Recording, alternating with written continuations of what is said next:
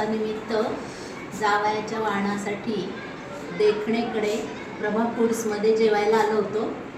जेवण तर खूप चविष्ट होतंच, पण स्वच्छता खूप भावली आणि स्वागत पण छान झालं आणि त्याच्यामुळं वातावरण प्रसन्न होतं.